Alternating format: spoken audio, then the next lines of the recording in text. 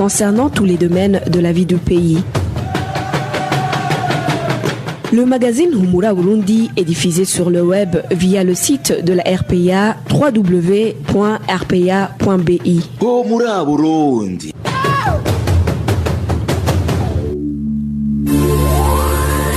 À la présentation, Nadej Irakoze. Bonsoir et bienvenue dans le journal du magazine Humura Burundi de ce mercredi 30 septembre 2020. Tout de suite les titres. Le mouvement Red Tabara revendique les attaques menées récemment en province Kayanza et Cibitoke et demande au président du Burundi de résoudre la crise politique qui a éclaté dans le pays depuis 2015.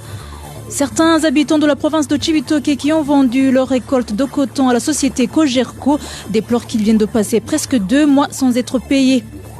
Dans ce journal, nous vous parlerons également des Burundais réfugiés en Tanzanie qui lancent un appel au gouvernement tanzanien de mettre fin à la violation continuelle de leurs droits.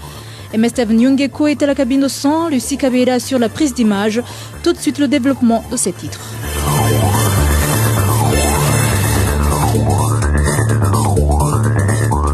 Encore une fois, bienvenue. Débutons par la page sécurité.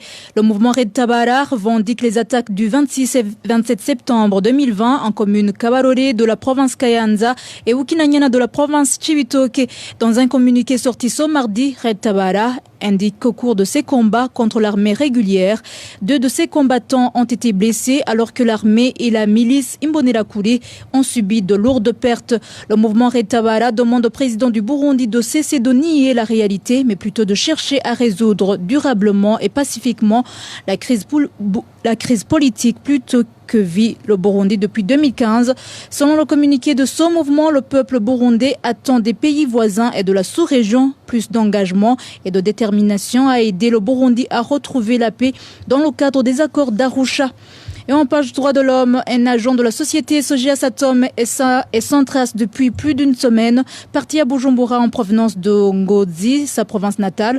Il n'est jamais arrivé à son lieu de travail. Pour le moment, sa famille craint pour sa sécurité et demande aux autorités administratives et policières de les aider à le retrouver car il est introuvable dans tous les cachots.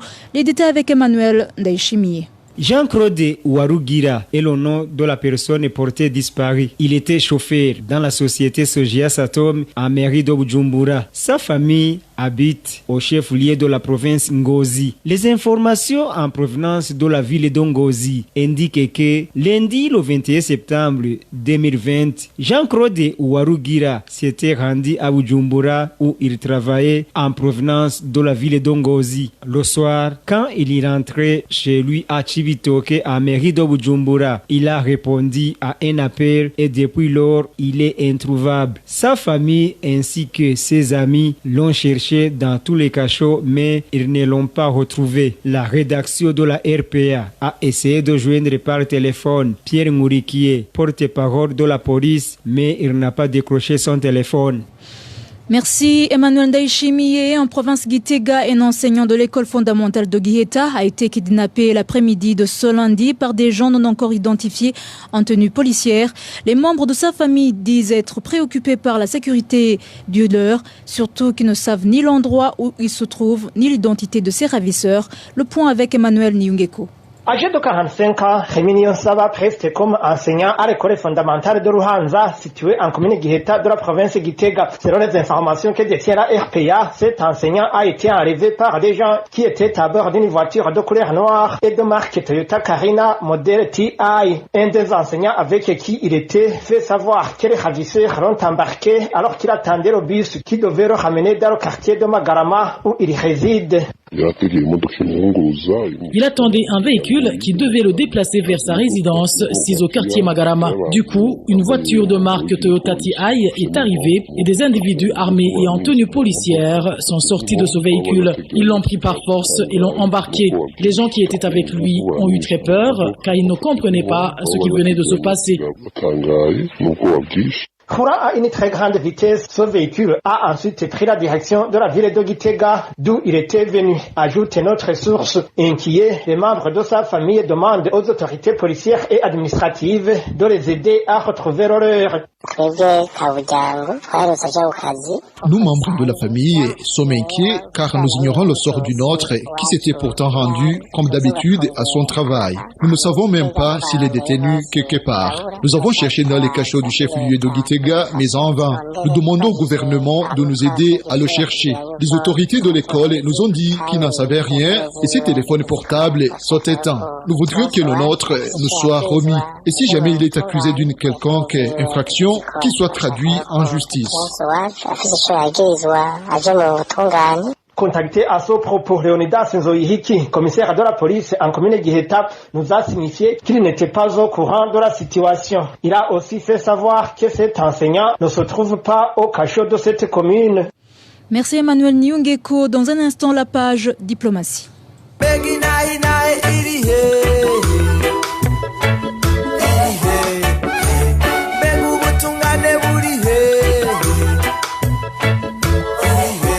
RPA reste solidaire avec les journalistes du groupe de presse Iwachu, Agnès Ndirubusa, Christine Kamikazi, Terence Modenzi et Egide Harerimana en détention depuis le 22 octobre 2019.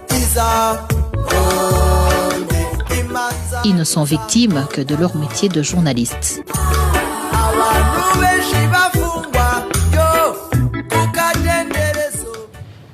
En page diplomatie, la communauté internationale, en particulier l'Union européenne, qui avait pris des sanctions contre le Burundi, devront dorénavant respecter le principe de la souveraineté dans le renouvellement des relations internationales avec le Burundi. C'est du moins le propos du ministre burundais des Affaires étrangères.